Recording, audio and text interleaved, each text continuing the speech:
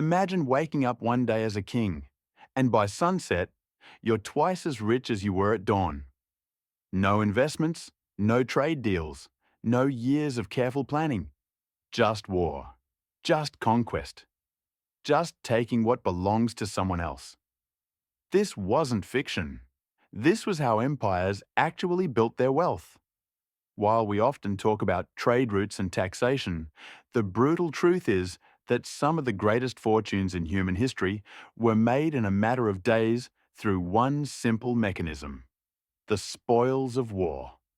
Today, we're diving into the dark economics of empire building, where plunder wasn't just a bonus, it was the business model.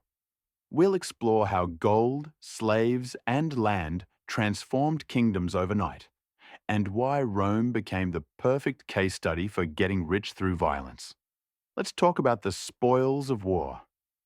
Before we get into the specifics, we need to understand something fundamental. Ancient economies didn't work like ours. There were no stock markets, no central banks printing money, and wealth wasn't measured in abstract numbers on a screen. Wealth was tangible. It was gold coins in your treasury, silver plates on your table, and laborers working your fields. And the fastest way to get all of that? Take it from someone else. War wasn't just about territory or glory, it was an investment. Kings and emperors calculated the potential return before launching campaigns. Would the cost of soldiers, equipment, and supplies be worth what they could seize? And when they won, the returns were staggering. Think about it this way. If you spent a year's worth of tax revenue on a military campaign, but came back with 10 years' worth of treasure, you just made the deal of the century. This was the logic that drove expansion. Conquest paid for itself, and then some. But what exactly were they taking? Let's break down the three pillars of plunder that made empires rich overnight. First, the most obvious: gold, silver, and treasure. When an army sacked a city, they didn't just take military supplies. They stripped temples of their sacred golden statues, emptied royal treasuries, seized jewelry from aristocratic homes, and melted down everything they could carry. This wasn't petty theft. This was industrial-scale looting. The amounts were mind-boggling. When Rome defeated Macedon in 167 BCE, they hauled away so much gold and silver that the Roman government stopped collecting direct taxes from its citizens for over a century. Think about that. A single victory generated enough wealth to fund the entire state for generations. Or consider the Spanish conquest of the Aztec and Inca empires. Hernán Cortés sent back ships loaded with gold that literally changed the European economy. The sudden influx of precious metals actually caused inflation across the continent, a phenomenon historians call the price revolution. But here's what made this so effective.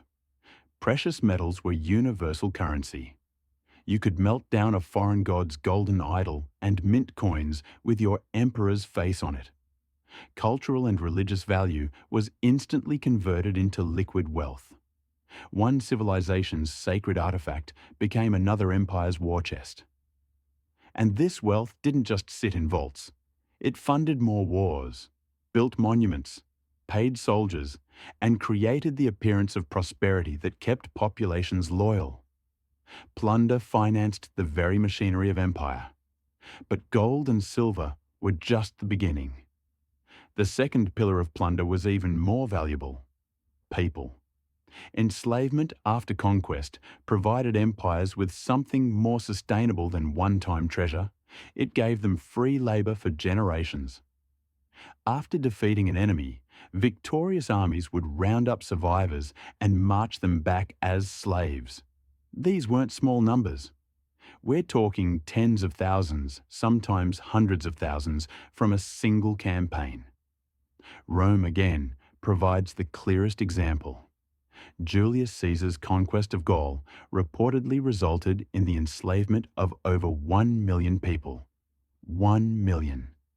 These slaves built the roads, aqueducts, and monuments we still marvel at today. They worked the farms that fed Roman cities. They served in wealthy households, labored in mines, and powered the entire economic engine of the empire. The economic impact was massive. Free labor meant landowners didn't have to pay wages. It meant construction projects that would normally cost fortunes could be completed for the price of feeding slaves. It meant Roman citizens could focus on military service, politics, or simply leisure while others did the work. And the system was self-perpetuating. Slaves produced wealth, which funded more military campaigns, which captured more slaves, which produced more wealth. It was a brutal cycle that turned human suffering into imperial prosperity. Beyond the labor itself, there was also the slave trade. Captives became commodities, bought and sold in markets throughout the empire. Dealers grew rich, and the state collected taxes on every transaction. War didn't just provide free labor, it created entire industries built on human trafficking. The third pillar was land, and this was the gift that kept on giving. When empires conquered territory, they didn't just take what was there, they inherited everything that land would ever produce. Fertile agricultural regions meant food surplus. Strategic locations meant control over trade routes. Natural resources meant access to timber, metals, stone, and more. Take Egypt, for example. When Rome conquered Egypt in 30 BCE, they gained control of the ancient world's breadbasket. Egyptian grain fed the city of Rome for centuries. One conquest secured a permanent food supply for the empire's capital. The value of that over time exceeded any amount of gold they could have seized. Or consider trade routes. When Alexander the Great conquered the Persian Empire, he didn't just take their gold, he took control of the Silk Road network. Suddenly, Greek traders had direct access to Indian spices, Chinese silk, and Arabian incense. Tariffs and taxes on this trade generated continuous revenue. Conquered land also meant colonization opportunities. Empires would settle their veterans on seized territory, creating loyal populations in strategic locations while rewarding soldiers with farms and estates. This turned military conquest into permanent occupation and transformed temporary gains into lasting wealth. The brilliance of seizing land was its compound value.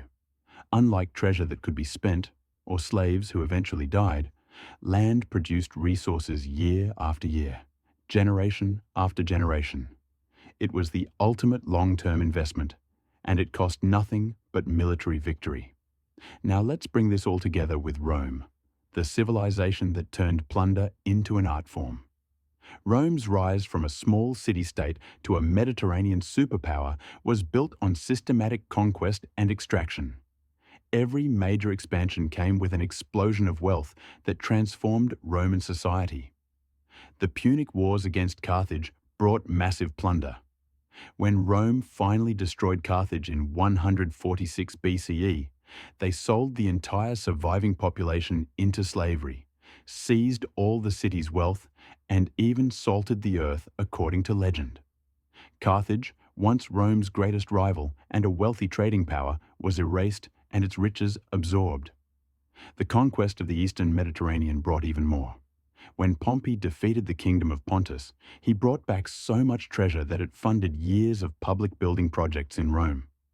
The wealth wasn't just metallic, it included art, libraries, and skilled craftsmen who were brought back to beautify the capital. Caesar's Gallic Wars, as mentioned earlier, produced staggering wealth.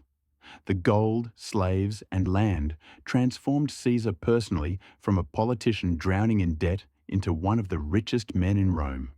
That wealth helped him buy political power, pay his armies, and ultimately enabled his march on Rome itself. But perhaps the clearest example of overnight enrichment came from Rome's eastern campaigns. When Crassus plundered the Temple of Jerusalem, or when Titus later sacked Jerusalem in 70 CE, the wealth seized was so enormous that it financed the construction of the Colosseum. That's right, one of history's most iconic buildings was paid for with the plunder of war. What made Rome particularly efficient was their systematic approach. They didn't just loot randomly, they had organized processes for cataloging, transporting, and distributing spoils. Generals would parade captured treasure and slaves through Rome in elaborate triumph ceremonies, showing citizens the tangible benefits of conquest. This wasn't just celebration, it was propaganda that justified further expansion. So what's the takeaway from all this? The uncomfortable truth is that many of the civilizations we admire, the monuments we visit, the art we study, the philosophical and cultural achievements we celebrate, were often built on wealth extracted through violence. Those marble columns and golden statues, paid for with plunder. Those engineering marvels, built by enslaved populations. That prosperity and leisure that allowed art and philosophy to flourish, funded by systematic conquest. This doesn't mean we should dismiss these civilizations' achievements, but we should see them clearly. The spoils of war weren't a side effect of empire building, they were often the main point. Kings and emperors didn't get rich slowly through careful governance. They got rich overnight by taking what others had built. The economics were simple and brutal. Conquer, seize, enslave, and repeat. And it worked.